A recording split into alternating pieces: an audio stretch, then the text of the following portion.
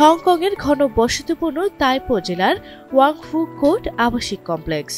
ভোরে নিস্তব্ধতা ভেঙে মুহূর্তে ভয়ঙ্কর রূপ নেয় আগুনের লেলিহান শিখা।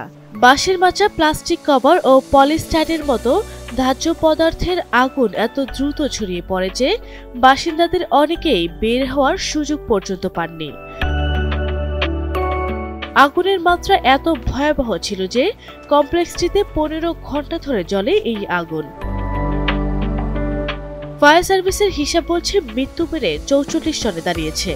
এর মধ্যে ঘটনাস্থলে প্রাণ হারান 40 জন, হাসপাতালে মারা গেছেন আরও 4 জন, গুরুতর অবস্থায় রয়েছেন আরও অন্তত 45 জন।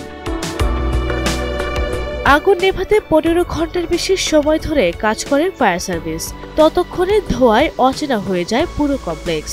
8টি ব্লকের প্রায় 2000 ফ্ল্যাটের বাসিন্দাদের মধ্যে ছড়িয়ে পড়ে আতঙ্ক ও কান্নার রোল। প্রশাসনের অভিযোগ, প্রতিষ্ঠানটি নির্মাণে ব্যবহৃত সামগ্রী নিরাপত্তার মান বজায় রাখেনি।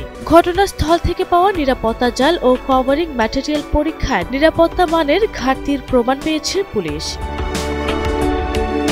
এই ঘটনায় কনস্ট্রাকশন কোম্পানির 2 পরিচালক সহ 3 কর্মকর্তাকে গ্রেপ্তার করা হয়েছে। তাদের বিরুদ্ধে অবহেলার অভিযোগে আনুষ্ঠানিক মামলা করা যেতে পারে বলে জানিয়েছে কর্তৃপক্ষ। এদিকে নিখোঁজের সন্ধানে চলছে উদ্ধার অভিযান। আশঙ্কা করা হচ্ছে মৃত্যুর সংখ্যা আরও বাড়তে পারে। আরভি ইসলাম হিমু, এনটিভি অনলাইন।